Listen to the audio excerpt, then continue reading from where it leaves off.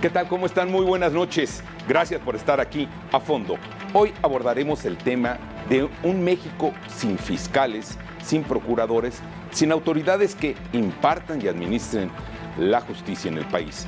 Vamos a ver esto cómo ha impactado precisamente en los sistemas de seguridad en nuestro México. En un momento comenzamos.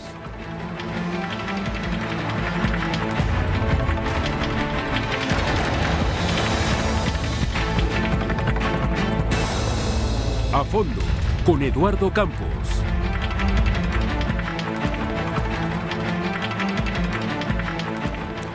¿Qué tal? Gracias por estar con nosotros. Tengo el gusto de que me acompañen en esta mesa hoy para poder discutir y ver qué es lo que pasa con este tema tan delicado y sobre todo de tanto impacto, no nada más hoy, sino en este año tan complicado que se viene en los próximos meses. Me acompañan aquí en la mesa la doctora María de los Ángeles Frombo, quien fue titular de la FEPADE, Delitos Electorales. Hoy vamos a hablar qué pasa en eso. Bienvenida, muchas gracias. Muchas gracias por la invitación. Tengo el gusto de que me acompañe también en esta mesa el doctor Mario Álvarez Ledesma, quien fue ex subprocurador, el primer ex subprocurador de Delitos Electorales en este país. De Derechos Humanos. De Derechos Humanos, perdón, de Derechos Humanos. Y finalmente tengo también el gusto de que me acompañe en la mesa Javier Rivas, Francisco Javier Rivas, director del Instituto del Observatorio Nacional Ciudadano. Bienvenido. Muchas gracias. Gracias a ustedes. Señores, yo les pregunto de entrada, ¿será este 2017 el peor año de seguridad según las mediciones que se han hecho? Los datos son alarmantes. ¿Va a ser el año más difícil? Pues con base en los datos oficiales ya es el año más difícil. Si nosotros comparamos el mes de octubre de 2017 contra cualquier mes de los últimos 21 años, es decir, desde 1997, es el que acumula la mayor tasa de homicidios. También si nosotros analizamos los datos de los primeros 10 meses de este año contra los primeros 10 meses de cualquier año, la tasa de homicidio es superior incluso a la de 2011, que fue el peor año de la historia. Y el problema no es solo que tenemos un aumento de más del 22% en materia de homicidio doloso, que es un aumento sumamente significativo, pero tenemos aumentos, por ejemplo, en materia de robo con violencia, de robo a negocio, robo a transeúnte de más del 30%. Tenemos aumento de delitos que ya habían sido aparentemente controlados, como es el tema del robo de vehículo, que había sido un delito en el cual el combate había sido sumamente exitoso, tanto a nivel local, o sea, habían algunos ejercicios en las entidades, por ejemplo Chihuahua, que a través de ordenar algo tan sencillo como ordenar los yonques, estas reventas de vehículos, había disminuido de una manera dramática los números de incidencia del robo de vehículo. De igual manera, la extorsión tuvo una disminución después de que 2013 fue el peor año de la historia en materia de secuestro y extorsión. Los años subsecuentes fueron muy positivos en términos de reducciones. Correcto. Por dos motivos. Uno, se empezaron campañas, pero también hubo un cambio en la metodología de clasificación del delito. Okay. Entonces, no solo aparentemente se cometían menos delitos, sino que también se registraban menos delitos, porque hasta mediados de 2014 habían varias entidades que registraban el delito cuando estaba en tentativa y cuando pues, se consumaba. A partir de junio de 2014 y ya todo el 2015 y lo que ha seguido, a lo largo del país ahora solo se registra el delito consumado. Entonces, esto obviamente tiene una influencia en los grandes números. Pero pues tenemos un problema generalizado y tenemos un problema de expansión de la violencia en el territorio. Okay. 17 entidades son las que ocupan las primeras 5 posiciones en materia de los 10 delitos que nosotros analizamos, que son desde el homicidio, el secuestro, la extorsión, los robos, diferentes tipos de robos y las violaciones. Pero en realidad tenemos aumentos en las 32 entidades federativas. Si nosotros comparamos no solo estamos viendo los ese gráfico 10 en meses, pantalla precisamente, sino también el último año, hacemos lo que se llaman promedios móviles.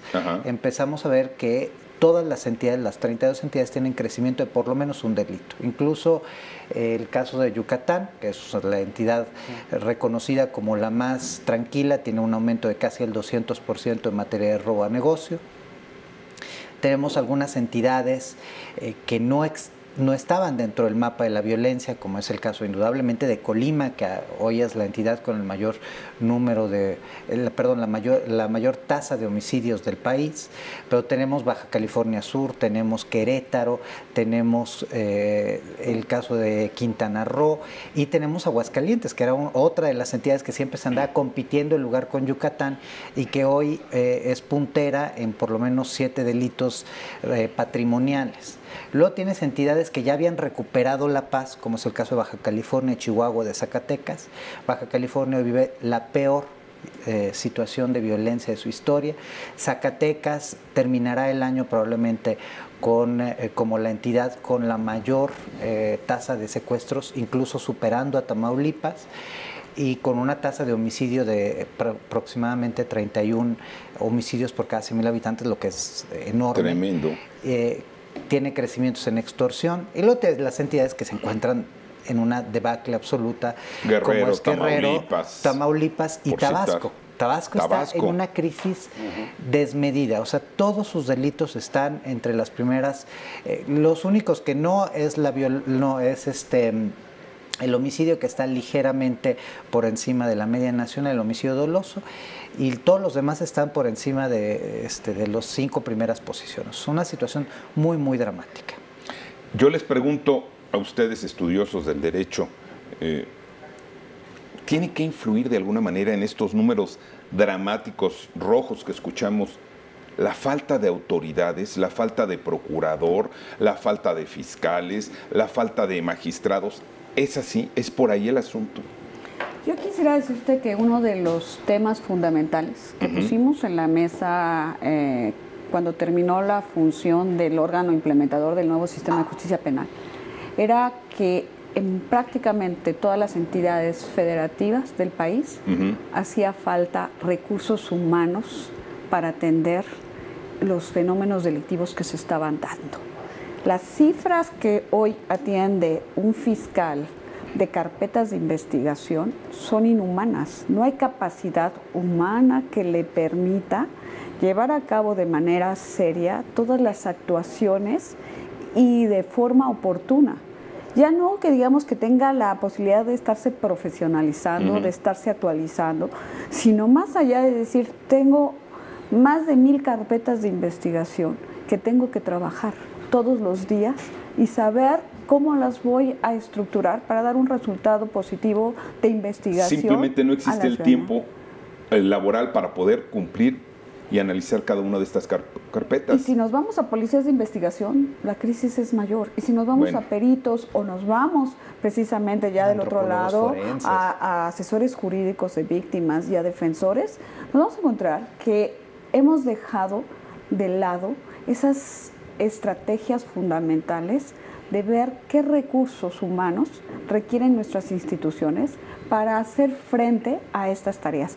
Más allá de que sí se requiere equipamiento, que sí se requiere tecnología, bases de información adecuadas, conectadas, también es indispensable que tengamos ese llamado a decir, oye, aquellos líderes que están frente a las instituciones, principalmente de procuración de justicia, necesitan tener el número suficiente para que el ciudadano pueda acceder de manera importante, ágil y efectiva a la justicia.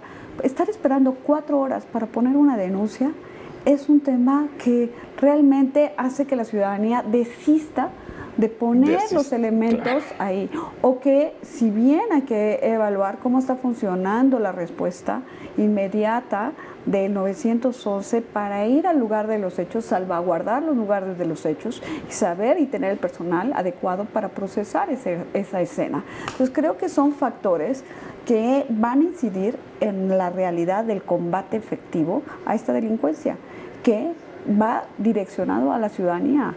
Mario, este será un problema multifactorial.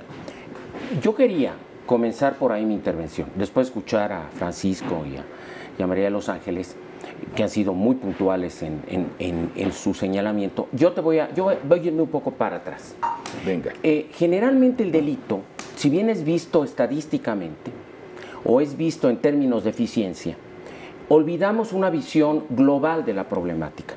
Cuando tú hablas de una sociedad con problemas de delincuencia, estás hablando de una sociedad enferma. El delito y la violencia es una sociopatía. Es decir, no hay delito, no hay violación a la ley que surja por generación espontánea. Y esta falta de visión de esta problemática a los estados y a los países y a los gobiernos les genera un problema terrible en su combate.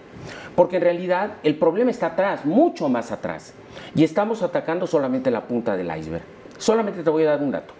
Cuando se debate en términos generales qué tan importante es tener o no un fiscal, pues resulta que en este país, si simplemente analizamos las cifras negras de la delincuencia, te vas a dar cuenta que es absolutamente irrelevante. De cada 100 delitos que se cometen, según el INEGI para 2006-2015, andábamos en un promedio del 95% de cifra negra. Dicho de otro modo, de cada 100 delitos que se cometen, 5 se denuncian. De esos 5 que se denuncian, solamente se abren, en este caso, carpetas de investigación del 50%. Y de esas 5 que se abren carpetas de investigación, se lleva ante los jueces una sola. Dicho de otro modo, que las procuradurías y los policías están colapsados con menos del 1% de la problema de violencia en el país. Dicho de otro modo, la impunidad es el acto... Es decir, si tú te quieres dedicar a algo que te genere éxito en este país, pues dedícate a delinquir. Vas a tener un negocio próspero, con gran seguridad, porque va a ser casi imposible que logren atacarte. Entonces, si no vemos el problema en su conjunto y lo analizamos globalmente, las decisiones son o modificamos la ley, o cambiamos los policías, o nos quejamos que no hay fiscal. No, para que el acceso a la justicia sea eficaz, es menester que las acciones sean integrales y de fondo. Si quieres, en otras intervenciones te platicaré el problema que tenemos, por ejemplo, en materia de prevención del delito. El año pasado le quitaron todo su presupuesto a la Subsecretaría de Prevención del Delito. Eso solamente en un país que tenga ganas de suicidarse, pues lo hace, ¿no? Es una barbaridad. Viene a impactar en esta sociedad enferma que tú dices. Terrible. Lo poco que se había logrado, y que era importante, se habían construido muchos trabajos en materia de prevención del delito. Creación de cuerpos musicales, asesoría a niños, es la incorporación de la gente para evitar la delincuencia. Todo eso se acabó. Vamos a un corte, regresamos porque esto inicia, y vea usted de qué manera. Con estos datos, 1% solamente se adhiere por parte de las autoridades. Por eso estamos metidos en este problema y como nos dice una de nuestras especialistas, así la autoridad simplemente no puede avanzar y esta es una carga muy pequeña. Regresamos en un momento.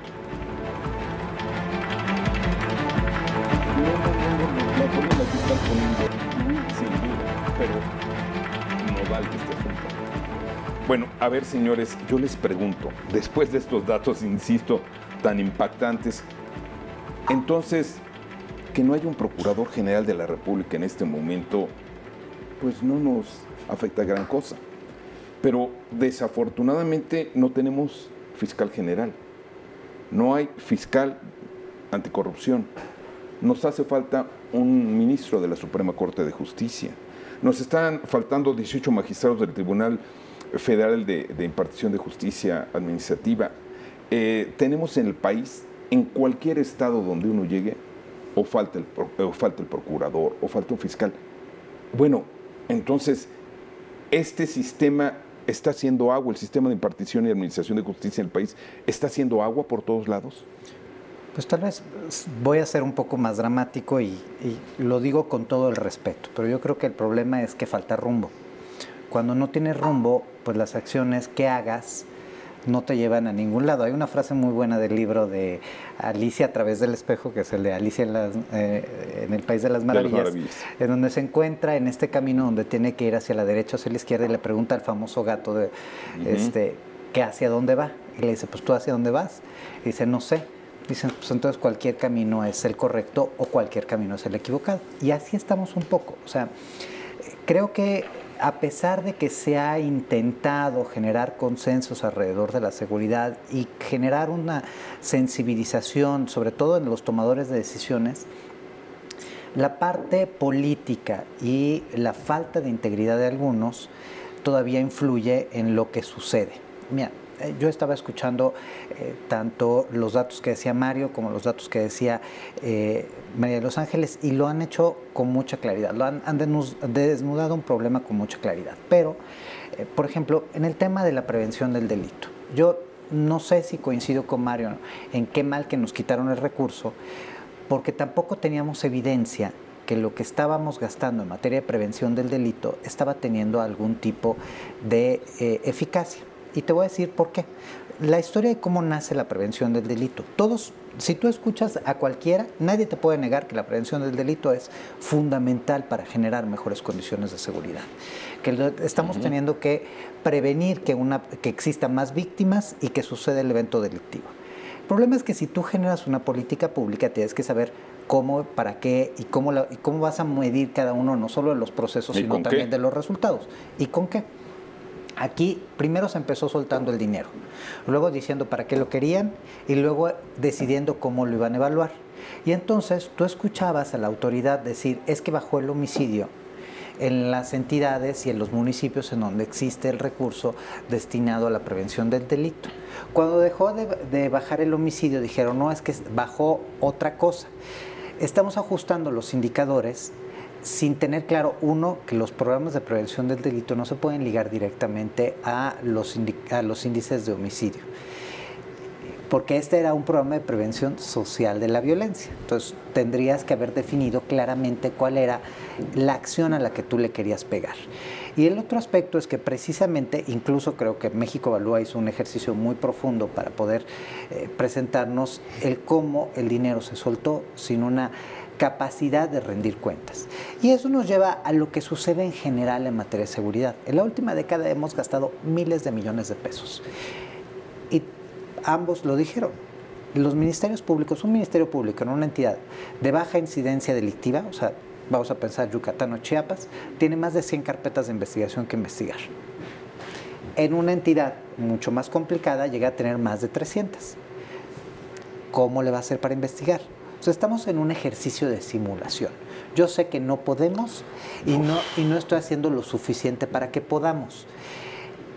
Y a la hora que llegan los recursos, entre que se desperdician en programas que no tienen sustento, entre que se usan para otras cosas, vamos a pensar que se usan bien, pero que en muchas ocasiones se usan para cosas que no están destinados, y entre que sí se lo roban claramente, pues tenemos un problema muy importante de que todo el dinero que se ha destinado para la seguridad y para el fortalecimiento de la justicia, que en realidad para fortalecimiento de la justicia ha sido mínimo, hubo dinero destinado para los procesos de transformación del sistema hacia el nuevo sistema de justicia penal, pero no se contrató a más ministerios públicos, no se generaron incluso mejores salarios, no hay una homologación de los salarios. Si tienes, por ejemplo, los casos de Oaxaca, en donde te gana un excelente ministerio público, 12,000 pesos, y en Monterrey, en Nuevo León, te gana 60. Si yo soy un buen ministerio público, ¿qué incentivos tengo para trabajar en Oaxaca? Me voy a Nuevo León. Me voy a Nuevo León, y eso es lo que pasa. O sea, hay 2 o 3 grandes fiscalías que captan el trabajo. Aquí pregunto, señores, resulta que en México quien tiene más dinero después puede dirigir o conducir la impartición de justicia. Y lo hemos visto en infinidad de casos. A ver, yo creo que son 2 cosas diferentes. Yo estoy totalmente de acuerdo con quienes están aquí en esta mesa de que es un tema multifactorial.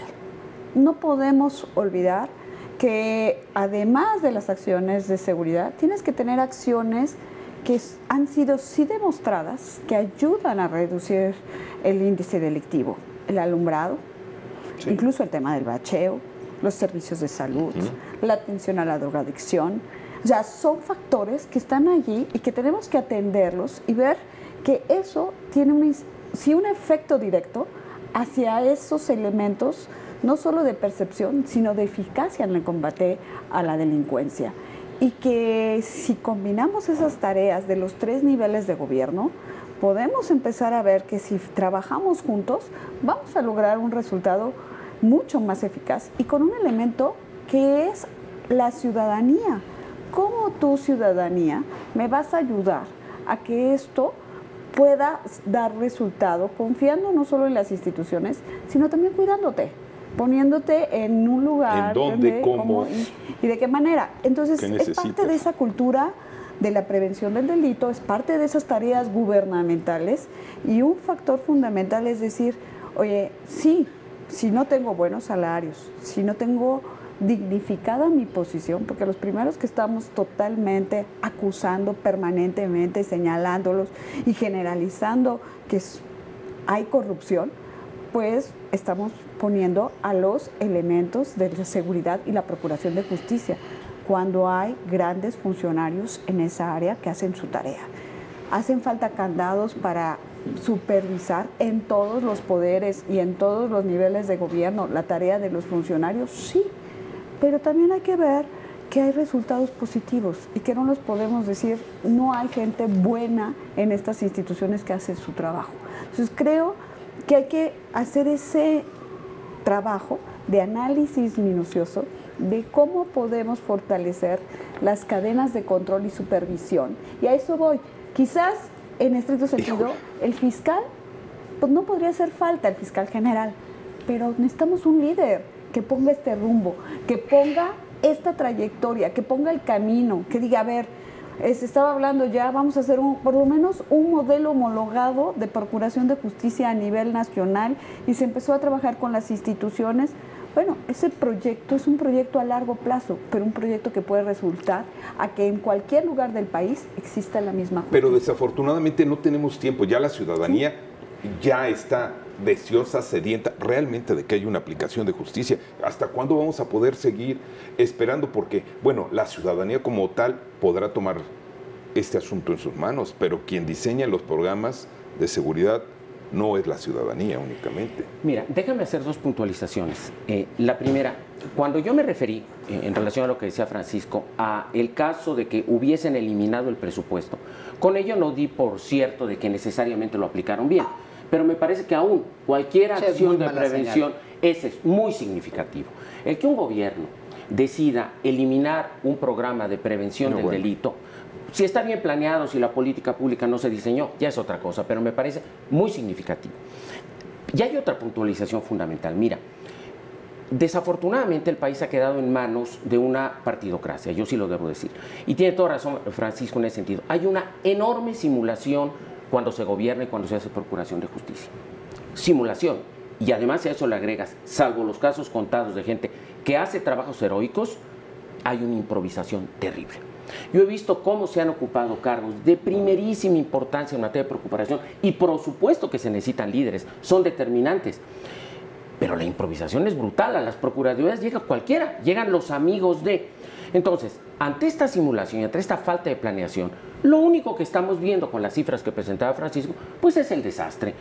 Y esto va a empeorar, porque hay un detalle adicional. Mira, en materia de impunidad y en materia de corrupción se presenta un círculo vicioso que si no lo rompes por varios elementos continúa de manera permanente. Hay 4 elementos.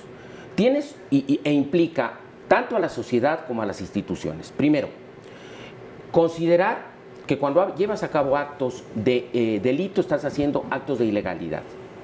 Pero hay una profunda falta de legalidad y de moralidad, la segunda I. La tercera I es la impunidad.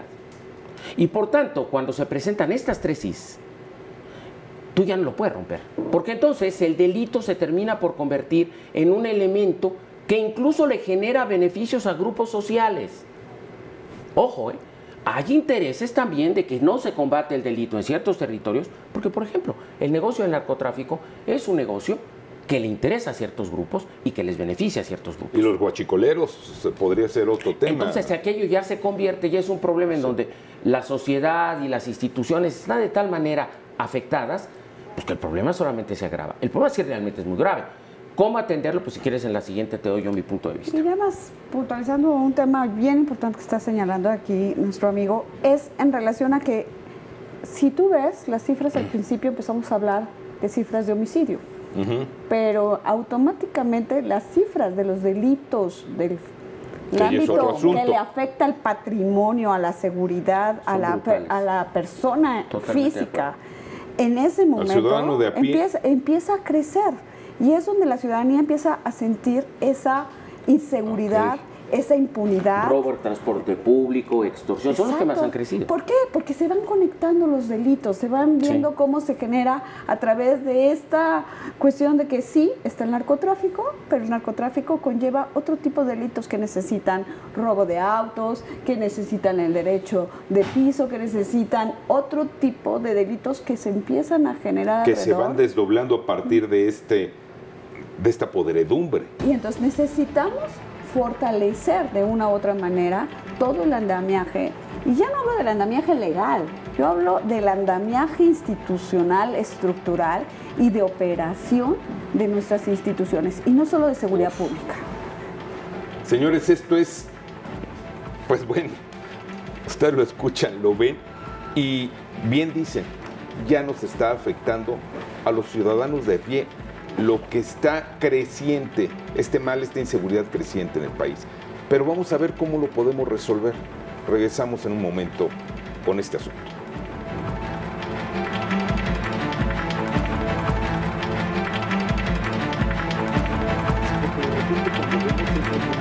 Tiempo de respuesta. Para una emergencia son 4 horas. Bueno, a ver, señores, deberíamos de incorporar lo que pasa en los cortes aquí para poder todavía hacer esto más rico. A ver, ya hemos detectado al paso de los años el mal.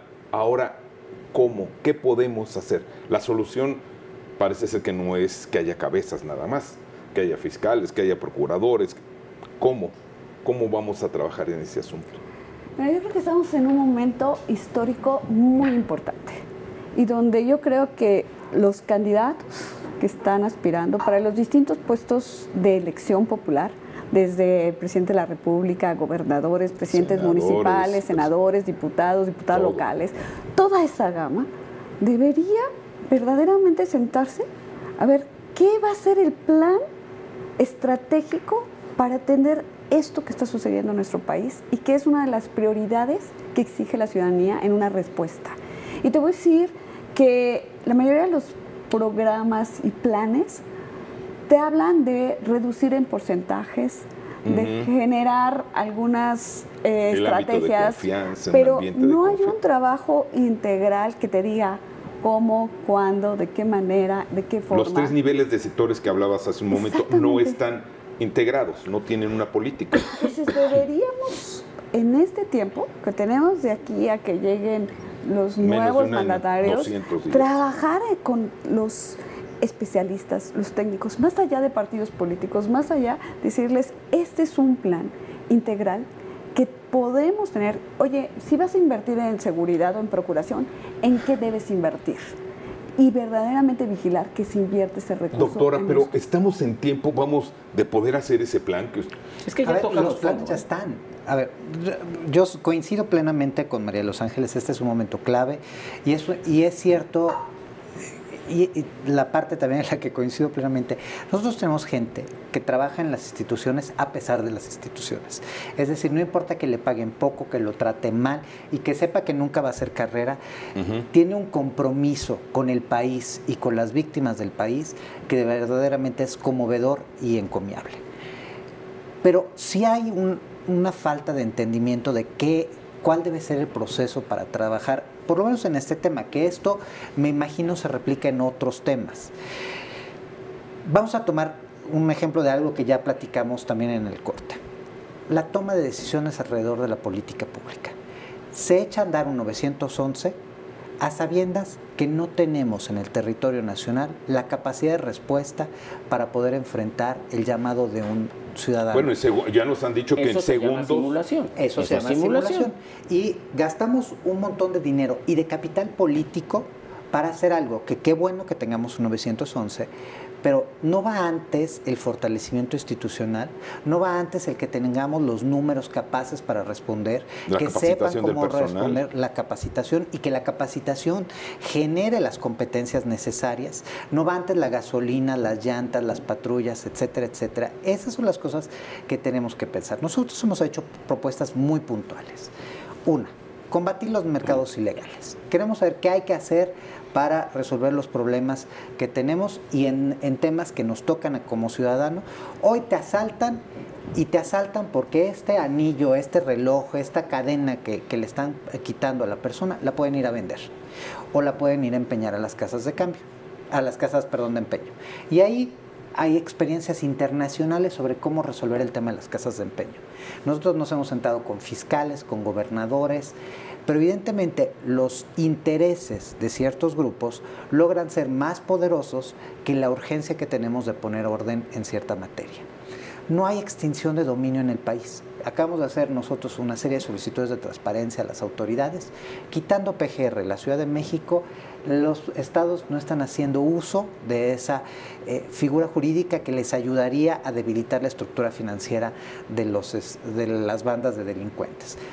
Con decirte que hay 9 estados que no han ni siquiera armonizado una ley general que existe desde 2012. No tenemos evidencia de que se esté combatiendo realmente el lavado de dinero y ahí es hasta un tema de 1 más 1. Yo por muchos años viví en Tijuana, hoy regreso a Tijuana porque tengo una casa. Tú vas a Tijuana y están construyendo en todos lados y construyen edificios vacíos. ¿Quién construye edificios vacíos y sigue construyendo edificios que están vacíos? Ninguno que sea un empresario que quiera progresar lo hace. Entonces no necesitas mucho, necesitas decir, a ver, este está vacío, ¿quién los está construyendo? ¿Y cuánto Vamos a costó? investigar. ¿Cuánto tiempo? Claro. O sea, ese tipo de aspectos son los que de verdad están fallando y tienen que ver precisamente con esta falta de visión que no tenemos. Mira, adelante, doctor. Esto está muy explorado en el mundo, ¿eh? No hay hilo negro. Lo primero es que hay que reconocer que tienes una crisis de seguridad de dimensiones dramáticas que está afectando a la población y que está afectando el desarrollo del país. Si tú ves lo que dice la OCDE, la Organización Internacional para el Comercio, sobre México, es que uno de los factores que están retrasando la inversión es la inseguridad y el problema de la impunidad. 1. 2. Hay un reconocimiento institucional de que estás metido en un problema. Y eso no es baladí, ¿eh? No es baladí, porque esto implica entonces que tus políticas públicas van a destinar un conjunto de acciones prioritarias a ese tema. Segundo, las políticas públicas en materia de diseño de programas de acceso a la justicia, así se llama, porque el problema en términos de derechos humanos se llama problema de acceso a la justicia. En México no tenemos acceso a la justicia. Es milagroso tener acceso a la justicia y tampoco se resuelve con trabajos heroicos, ¿eh, Francisco? O sea, que tengas un buen ministerio público, 10 buenos policías, son heroicos. El trabajo tiene que ser institucional. Por tanto, tienes que atacar al mismo tiempo y bien programas de orden sistémico, modificar las leyes, la estructura gubernamental, traer a las gentes más capaces, y extrasistémicos, meter a la sociedad en el problema. Eso lo dijo María de los Ángeles. Si a la sociedad no la involucras en las políticas públicas de seguridad, estas no te funcionan y se hacen de espaldas a la sociedad. Se toman medidas que no toman en cuenta las preocupaciones y las necesidades. ¿Pero qué tienes que hacer? Quienes lleguen en este momento a las posiciones fundamentales en el 2018, el presidente de la República y compañía, pues van a tener que llamar a los mejores, que en el México los hay. Pero lo curioso, y yo te lo digo como exfuncionario público, y creo que esto le pasa a María de los Ángeles también, pues yo sinceramente veo que no se han llevado a los más talentosos, ¿eh? Y los más talentosos están fuera. Pero déjame decir ella, por ejemplo. Así es. No, pero déjame decir algo bien muy importante. Creo que el reconocimiento a la crisis está. No. A ver, cuando sale el presidente de la República a decir que le hacemos bullying, no lo está reconociendo. Más allá de decir de declaraciones políticas y tal, hoy prácticamente todos los que están en precampañas o en posibilidades de querer señalan nuestro tema, una prioridad es el tema de inseguridad. Pero si tenemos los diagnósticos, tenemos los datos, las organizaciones sociales han hecho sus estudios, los organismos internacionales tienen datos. ¿Qué nos falta? Lo que nos falta concretamente es decir, ¿cómo pasamos del qué tenemos que hacer al cómo lo hacemos y empezarlo a operar y empezar a destinar recursos, capacidades, líderes que estén enfocados a eso? Y discúlpame que te interrumpa, pero yo entonces les pregunto a ustedes, ¿acaso la solución es lo que está pasando?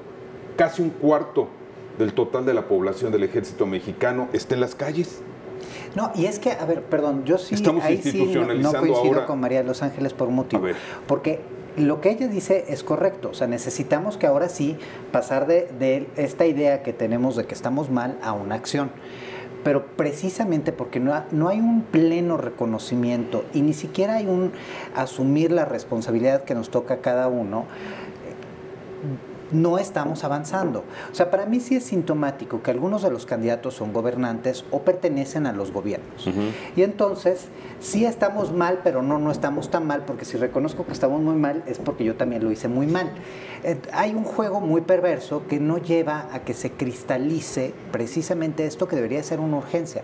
Perdón, tenemos 24,000 víctimas reconocidas en lo que va del año de homicidio, con datos hasta octubre. Más de 93,000 muertos. Pero, a ver, hay un factor que es clave. Esto ni son todos, porque seguimos teniendo unos problemas de registro dramático. Tenemos personas desaparecidas que podrían ya haber aparecido muertas y nadie las registró, o pudieron, o que fueron privadas de la vida. Tenemos otra serie de fenómenos conectados, porque ahorita estamos hablando de narcotráfico y los delitos del fuero común, pero hay otra serie de delitos que de verdad se conectan entre sí y que ni siquiera tenemos la dimensión del problema.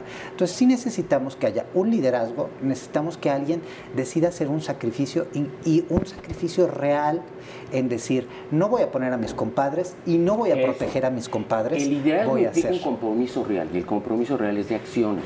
Y las acciones implican rodearte de los mejores, traerte a los expertos y meterle dinero y medir lo que estás haciendo. Y un líder que rompe resistencias, un líder enfoca esfuerzos.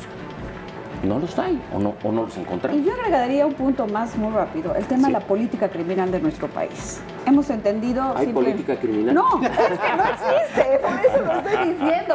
Falta verdaderamente hacer lo que es el análisis técnico de qué está sucediendo, llegar a la raíz de los problemas para poder saber cómo solucionarlos.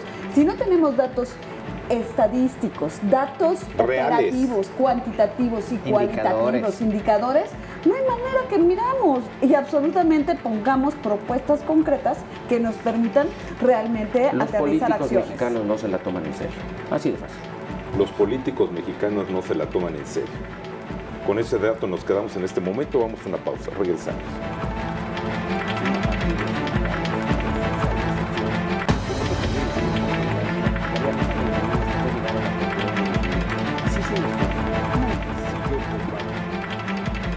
A eso que sé que está ahí.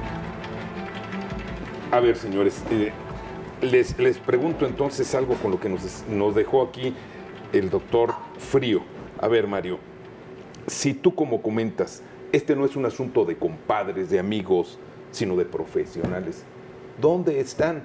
Yo quiero que ustedes brevemente me relaten. Tú fuiste subprocurador de Derechos Humanos en la Procuraduría General de la República con el entonces Procurador General Macedo de la Concha. Y luego con cabeza de vaca. ¿Qué encontraste? Vamos, todo estuvo... ¿Por qué no avanzamos tan rápido? Hablábamos en el intermedio, que son riquísimos, un momentum extraordinario que fue la llegada de un presidente elegido democráticamente y un procurador que trajo a la Procuraduría, y no lo decimos por nosotros, trajo gente de primerísimo nivel. La verdad que el equipo de Macedo era fantástico. Y se hicieron cosas extraordinarias. María de los Ángeles decía en el intermedio que la poca estructura que queda, por ejemplo, en PGR, pues fue aquella que construyó con Macedo de la Concha. Pero te doy un ejemplo. Durante los primeros meses en que se hizo la investigación de Ayotzinapa, no había un titular de la Subprocuraduría en Derechos Humanos. Estaba al frente de ellos, me reservo el nombre, una activista que no sabe nada del tema, que fue la que tuvo la ocurrencia de traerse a la gente de la Comisión Interamericana. Y para Murillo Cama eso fue sensacional y todo terminó como tenía que terminar, en desastre. ¿Por qué? Porque no se lo toman en serio. Porque esta gente no tiene un compromiso efectivo y real con el país. ¿Me recuerdas a Chapa Benzanilla y La Paca? Las investigaciones aquí forenses se hacen a través de brujos o chamanes. No, es muy dramático, lo sé. Nos podríamos pasar el programa dando ejemplos. Lo que quiero decir es que el compromiso, ¿sabes en qué se ve? En acciones y en recursos. Yo le decía a Macedo, le decía, oye, si el presupuesto que le vas a dedicar a su procuraduría no es al menos, fíjate nada más lo dramático, el 1%, tu compromiso con los derechos humanos no es verdad. No nos acabamos de sorprender. Doctora, cuando tú estuviste al frente de la FEPADE, delitos electorales, ¿por qué no avanzamos más? ¿Qué pasó? Mira, yo creo que se avanzó porque hoy ya hay una fiscalía que es autónoma, técnicamente hablando, que su designación, esta designación va a ser hecha por el Senado de la República, porque se le dotó de un nuevo marco jurídico para poder operar adecuadamente, que fue una lucha que emprendimos desde el año 2000. Te estoy hablando de ponerla como una estructura seria y fundamental, y debo decir que en aquel entonces también contamos con todo el empuje para fortalecerla, porque era el área de la Procuraduría más abandonada, también más olvidada. Maceda de la Concha era el también procurador. lo hizo y en ese momento dijo, me importan los delitos electorales. Y se empujaron modificaciones durante los 6 años que estuvimos para lograrlo. Se logró 10 años después, pero se logró. Y creo que eso es muy importante, es un paso fundamental. ¿Qué es lo que está faltando? Nuevamente, pues la estructura está desmantelada, no hay suficientes ministerios públicos, hay un gran rezago, ¿sí? Tú puedes poner una denuncia con todas las facilidades, porque tienes teléfono, correo, tienes la posibilidad de ir a las delegaciones. Pero de ahí a que exista la investigación oportuna de lo que tú estás denunciando, pues es verdaderamente un tema que hay que evaluar, medir y ver qué hay que hacer para poder responder. Porque tenemos investigaciones de 2, 3 años que afectaron a elecciones de aquel entonces y que no se han resuelto. Entonces, ¿cuál es el impacto de esas investigaciones? Es nulo.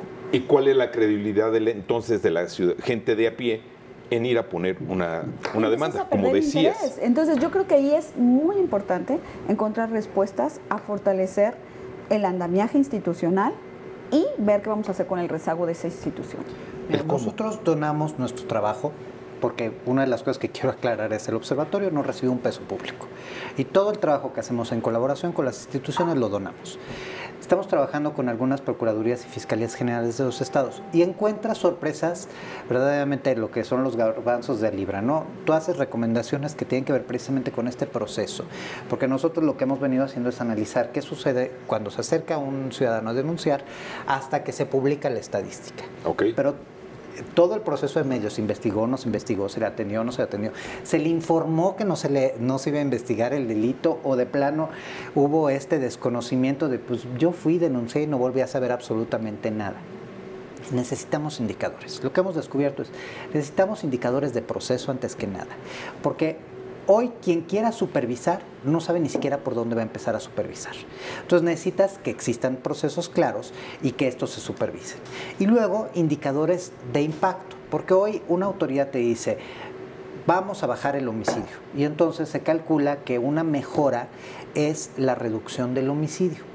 Pero en realidad la reducción del homicidio, obviamente los ciudadanos queremos que los delitos disminuyan, pero tú puedes disminuir los delitos de muchas maneras y muchas de las cuales son ilegales. Y si no, voltemos a ver el caso de Nayarit, entre que no registraban los delitos o que hacían cosas fuera de la ley. O que hacían como que lo registraban y no pasaba. No, ni siquiera lo registraban, o sea, ni siquiera lo registraban. O de plano, te digo, hacían cosas fuera de la ley, pues tú hoy tienes un estado en el cual la delincuencia está creciendo, la violencia va a ser brutal en los próximos meses en esa entidad, y todo porque precisamente lo que se hizo fue un manejo ilegal de la Procuración de Justicia. Necesitamos transitar de evaluar a una autoridad. Ahí está precisamente en pantalla de lo que estás hablando. Y necesitamos dejar de evaluar a las instituciones nada más si suben o bajan los delitos. Necesitamos entender cómo fortalecen y cómo son capaces de darle ese acceso a la justicia a las víctimas, porque detrás de cada delito habemos personas que hemos sufrido algo y que pagamos las consecuencias que pueden ser para toda la vida. Mira, 2 cosas adicionales muy rápidas. Hay 3 clases de prevención. Yo siempre me voy a la prevención. Hay lo que es la prevención primaria, que es educación, cultura, alimentación, que es ahí donde resuelves el problema, ¿eh? Después de ahí es puro control de daños. Cuando tienes delito, es puro control de daños. Y entonces el control de daños y el castigo del delito, y además como lo tenemos institucionalizado en México, el nuevo sistema buscaba darle el giro, no sirve absolutamente para nada. Llevar a la gente a prisión, fíjate, no sirve absolutamente para nada. Hoy todos los países desarrollados están en el momento de la famosa prevención terciaria, donde lo que se busca es la reintegración, porque además no tienes cifras de reincidencia en México, y además el criterio que utiliza la autoridad es realmente vergonzoso. Dicen, hay reincidencia solamente cuando tengo una sentencia que me demuestre que una persona que ya cometió un delito se va a la calle. Bueno, y la cifra negra de los que cometen delitos, muchos de los cuales son personas que ya purgaron una pena, bueno, ¿y estos dónde están? ¿Quién les da trabajo? ¿Cómo los representaste socialmente? ¿De qué manera ayudaste a sus familias? Eso no existe. Ahora con el nuevo sistema de justicia hay instrumentos para hacerlo, pero las autoridades incluso no le entran, porque en este momento el discurso de vamos a liberar para reinsertar políticamente no vende, pero las cárceles no te resuelven nada. El problema. Tenemos un minuto para tratar de llegar a una conclusión en este asunto, señores. Hablaban de que está ya el sistema, el aparato, las leyes ya están, pero la aplicación está siendo el gran reto por cumplir. La profesionalización es otro reto por cumplir, les pregunto. Definitivamente. Nosotros, si volteamos a ver, en cualquier tema descubrimos que los servidores públicos desconocen realmente tanto sus derechos como sus obligaciones. Y esto lleva a que los procesos salgan mal librados. Nosotros, cuando analizamos el tema, por ejemplo, de desaparecidos, presentamos la información y nos llamaron a una procuraduría porque no conocían ni los protocolos, ni el software AMPM, o sea, no conocían ni lo básico de su trabajo. Y eso que ya habían sido capacitados. Definitivamente, yo creo que una de las cuestiones más importantes, cómo aterrizamos todas esas leyes y las hacemos operativas. Que los protocolos no sean simplemente lineamientos, declaraciones, letra muerta, sino que sean modelos operativos con indicadores, con efectividad en la acción que requiere la ciudadanía. Para mí creo que eso podría ser una de las soluciones más inmediatas, paralelas a las otras que hemos discutido. ¿Qué podemos hacer, doctor? Ataquemos la sociopatía. Desarrollemos al país. Prevención. Y tengamos un modelo integral de acceso a la justicia en serio. Señores, no hay más que concluir. Le doy las gracias a la doctora María de los Ángeles Frombo. Le doy las gracias a Francisco Rivas, Mario Álvarez. Muchas gracias.